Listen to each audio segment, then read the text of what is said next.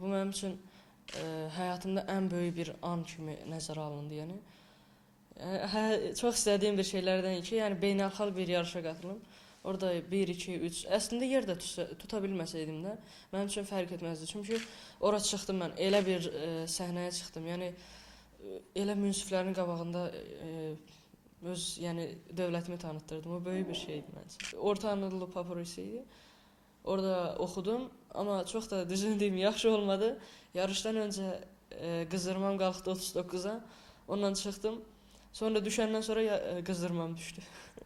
Yəni o qədər də başlanğıcı olmadı. Sonra cəmaatı coşdura bildim. Yəni yer ala bildim. Valla bu İF eləcəyin yaradan, bu İF eləcəyin rəhbərinə təşəkkürlərimi bildirirəm ki, belə bir festival deyimmi, proqram yaradıb. Yəni ki, belə bir kültür festivalını qədəm qoyub. Yəni bu hardasa 11 il, 12 ildir bu festival keçirilir, amma çox gözəl bir şeydir. Yəni Eurovision'dan daha öndədir məncə. Yəni çox öncədir. Bir yiğit gurbətə gitsə, gör başına nələr gəlir. Qarib sıla yandıkca yaş gözüne dolar gelir.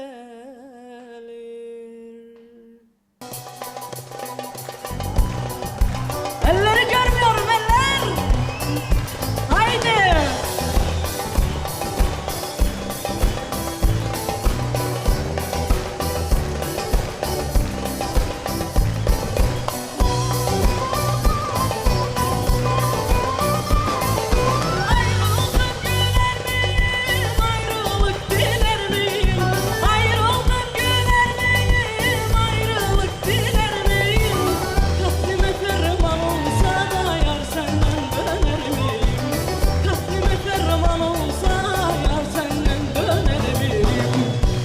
Yeşil olan, dinde sahrayı dolan, benim gibi var mı ola da yarinden mahrum olan, benim gibi var mı ola da yarinden mahrum olan.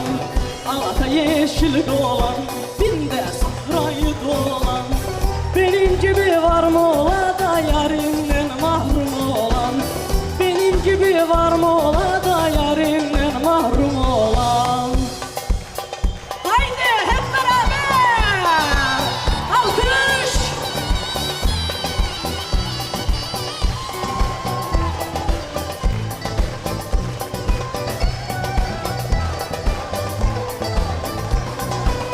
Kaygırcı tuttu ilmanlım, ilmanlım, ilmanlım aman aman. Dibini vurucu tuttu da al fistanlım gaytanlım. Dibini vurucu tuttu da al fistanlım gaytanlım. Bizde bir yar seninle ilmanlım, ilmanlım, ilmanlım aman aman.